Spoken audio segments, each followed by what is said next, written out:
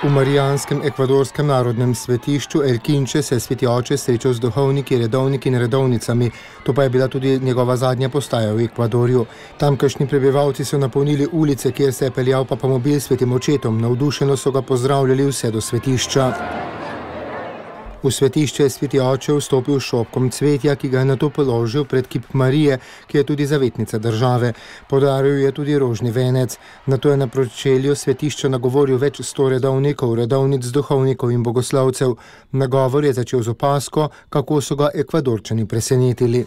En estos 2 días, 48 horas, que tuve contacto con ustedes,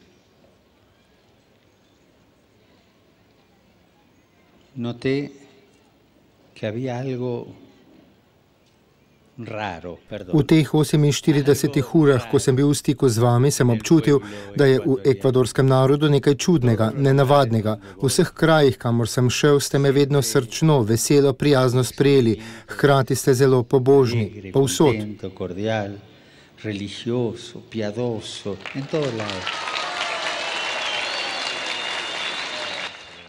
Papež Frančišek jim je priznal, da obstaja samo ena razlaga, do katere je prišel med molitvijo. Pienso que se los debo decir como un mensaje de Jesús. Todo esto de riqueza que tienen ustedes, de riqueza espiritual, de piedad, de profundidad.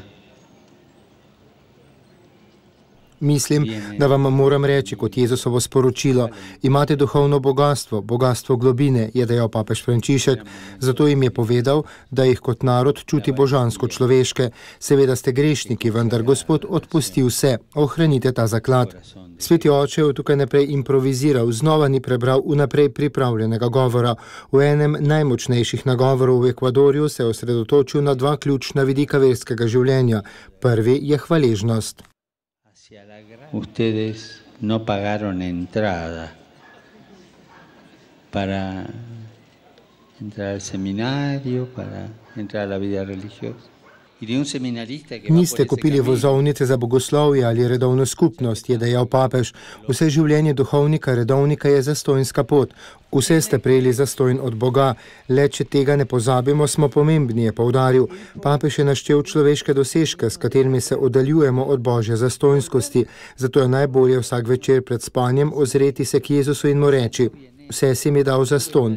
Ko me pošljajo v neko drugo službo, se ne razjezim, saj je vse zastonjski dar, je dejal sveti oče. Zatem je spregovoril o nevarni bolezni za poklicane od Boga in sicer v duhovnem Alzheimerju. No caigan en el Alzheimer espiritual. No pierdan la memoria. Ne padite v duhovno Alzheimerjevo bolezen, ne izgubite spomina, posebej spomina, odkoder ste prišli. Papež je nadaljeval, da je zelo žalosten, da duhovnik pred posvetitvijo govori svoje narečje, ki pa ga potem po posvetitvi pozabi. Dejal je, da je zelo žalostno, da so pozabili na svoj jezik, da ne želijo v njem spregovoriti. To pomeni, da so pozabili, odkoder so prišli.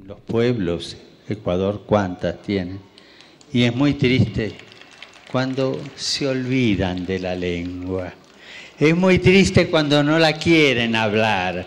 Eso significa que se olvidaron de donde lo sacaron. Kar se zastonj prejeli, zastonj dajete, jih je povabil papež in jih na to spodbudil, da naj vedno imajo pred očmi služenje. Que tengo mi tiempo, que tengo mis cosas, que tengo esto, que no, que ya cierro el despacho, que esto, que... Ne, tega imam svoj čas.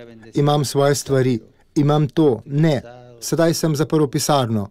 Šel bi na blagoslov hiše, a sem danes preveč utrujen, zato sem gledal na televiziji ganljivo opero za sestre.